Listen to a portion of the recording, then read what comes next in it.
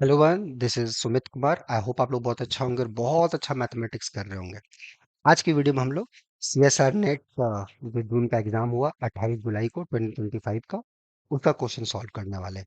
और ये क्वेश्चन बहुत सारे स्टूडेंट ने रिक्वेस्ट किया है। और ये क्वेश्चन मतलब देख के मुझे लगा कि शायद ऐसा नहीं कि स्टूडेंट को ये क्वेश्चन बना नहीं बना हुआ इसलिए कि उनको मैथमेटिक्स नहीं आता है।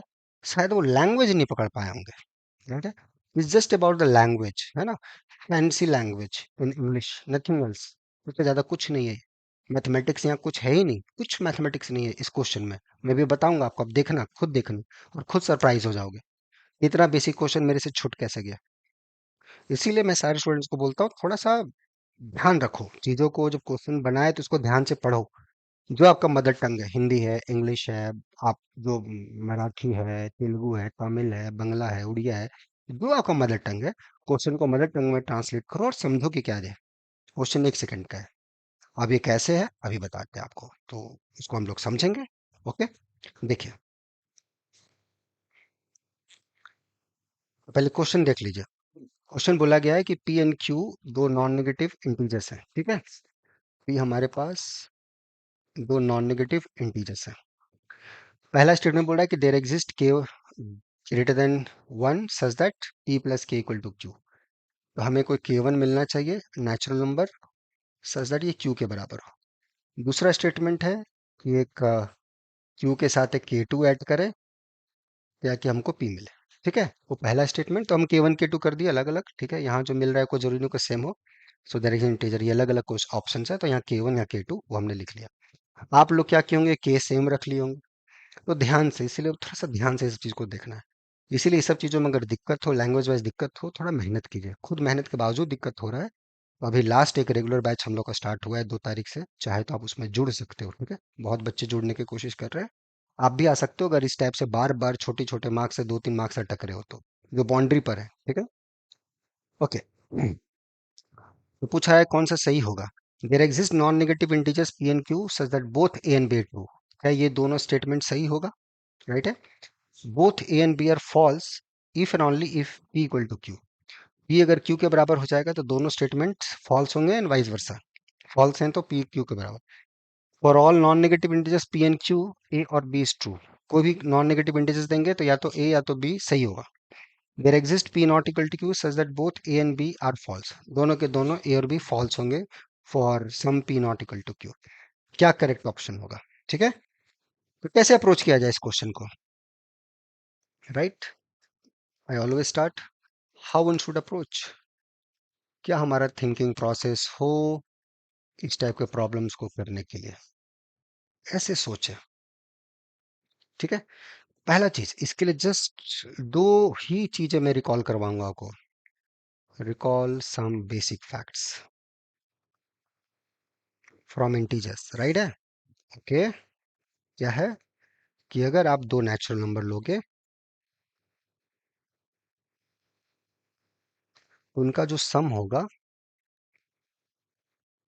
वो हमेशा 2 से बड़ा होगा। It's never ever going to be zero. ठीक है, ओके। और दो नॉन नेगेटिव क्वांटिटीज हैं तो उनका सम भी नॉन नेगेटिव होता है।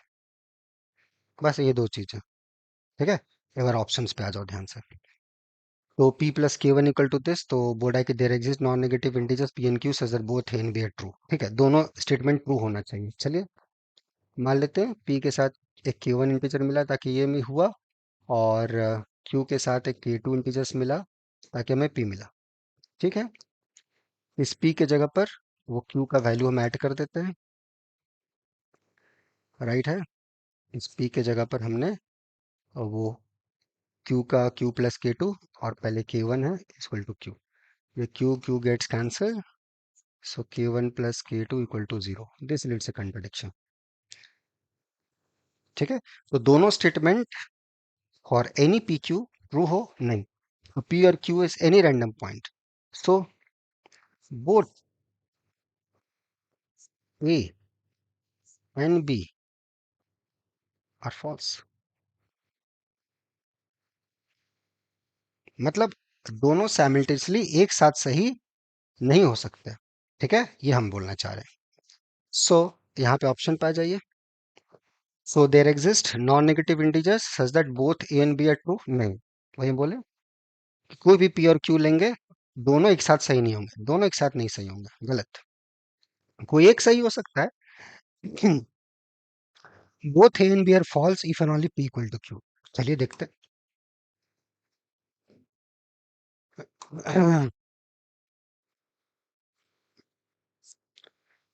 अगर p इक्वल टू क्यू हम लेते हैं तो क्या आएगा? p plus K one equal to Q, ये हुआ। इसका मतलब के वन इक्वल टू जीरो हो जाएगा। ये थोड़ी पॉसिबल है, क्योंकि के वन तो एटलीस्ट वन है। राइट है, तो फॉल्स हो गया। तो p equal to K one हो गया।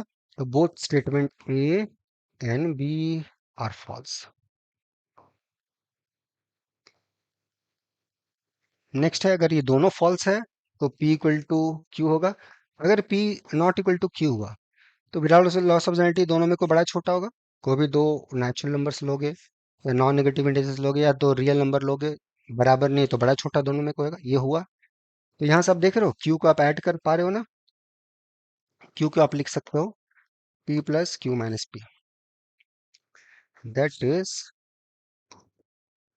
Q is equal to, right है, p प्लस के वन, जहाँ K one is Q minus P, it's greater than equal to one. तो स्टेटमेंट ए ट्रू हो गया। So A is true, B false हो जाएगा। How? ये सोचना आप लोग। तो दोनों स्टेटमेंट फॉल्स है, ये गलत हो गया। तो p अगर हम q के बराबर नहीं लिए तो देखिए a ट्रू है b फॉल्स है, a ट्रू है और b फॉल्स है, तो दोनों एक साथ फॉल्स नहीं हो रहा।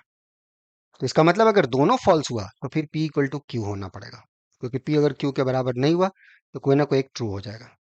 अगर हम p लेस देन q हुआ तो ऑप्शन a ट्रू हो जाएगा। और या भी q, जो भी क्या था आपका, यहाँ पे देख लीजिए, q पोर्शन q वाला, हाँ, ये ट्रू हो जाएगा, ये ट्रू हो जाएगा, ये उसमें फॉल्स हो जाएगा। अगर Q बड़ा है P से तो उसमें ये फॉल्स हो जाएगा, क्योंकि आप ये ऑलरेडी Q P से बड़ा है, इसके साथ कोई इंटीजर नॉन नेगेटिव इंटीजर जोड़ के यहाँ थोड़े पहुंचोगे, फॉल्स। तो ये ऑप्शन सही हो गया, सेकंड ऑप्शन इज करेक्ट।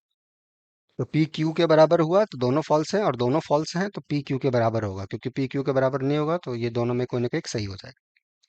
और एक ही ऑप्शन करेक्ट है, मिल गया ऑप्शन, मिल गया। तो समझ में आया क्या? मैटर ऑफ जस्ट लैंग्वेज है ये, नथिंग एल्स। ऐसा नहीं कि आपको ये सब चीजें नहीं आती हैं, बस कनेक्ट नहीं कर पाते हो चीजों को, क्वेश्चन को देख के थोड़ा होपलेस हो जाते हो। और ये अक्सर होता है स्टूडेंट के साथ, और वही सारे स्टूडेंट के साथ होता है जो मेहनत ज्यादा करते हैं, उन्हीं के साथ होता है। लेकिन अपने मेहनत पे भरोसा रखो, अच्छा होगा। अच्छा, कहा जाता है ना, सत्य परेशान हो सकता है बट पराजित नहीं। पेशेंस रखो, जरूर अच्छा होगा। ठीक है? और मेहनत सही की हो, जरूर मिलेगा फल। लेकिन मेहनत सही दिशा में होना चाहिए। डायरेक्शन उल्टा है तो फिर मेहनत का कोई फल नहीं मिलेगा। तो डायरेक्शन लेस हो, मेहनत कर रहे हो, दिक्कत हो रही है, अभी है यहाँ पे ऑप्शन, जुड़ सकते हो। ठीक है, ये हम बोलना चाह रहे हैं।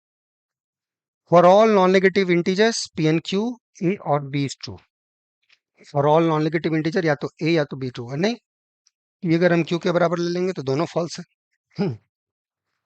There exist P not equal to Q such that both A and B are false. नहीं, अगर P not equal to Q हुआ तो या तो ए ट्रू होगा या तो बी ट्रू होगा। ए ट्रू तब होगा, राइट है, जब पी क्यू से छोटा होगा। बी तब ट्रू होगा जब क्यू पी से छोटा होगा। बी ट्रू होगा अगर पी बड़ा हो गया क्यू से, ये ट्रू होगा था, ये फॉल्स हो गया। सिंपल। तो second option is the correct option. ठीक है, ऐसे ही सब क्वेश्चन को बनाना है। ठीक है, तो जो लोग ये क्वेश्चन को बनाए बहुत अच्छा, जो लोग नहीं बनाए, होपलेस नहीं हो दोस्त। इस वीडियो क्वेश्चन का देने का मकसद यही है कि आप थोड़ा सा कॉन्फिडेंट रहें और ये देखे करें, यार इतना आसान क्वेश्चन था, मेरे से तो बनना चाहिए था, क्यों नहीं बना मेरे से, क्या दिक्कत हो गया मेरे, ये समझ में रखना। ठीक है, बाकी को जरूरत होगा, हम लोग हैं। आप इस टाइप से क्वेश्चन से स्ट्रगल कर रहे हैं, दिक्कत हो रही है, तो आप जुड़ सकते हैं। जहाँ तक कुछ लोग जो फाइनेंशियली वगैरह बहुत स्टेबल नहीं है, उनके लिए ठीक है, जो होगा हेल्प हम लोग देखेंगे। ठीक है, लेकिन मेहनत पोटेंशियल होना चाहिए। ठीक है, बाकी मिलते हैं नेक्स्ट वीडियो में। Enjoy the subject.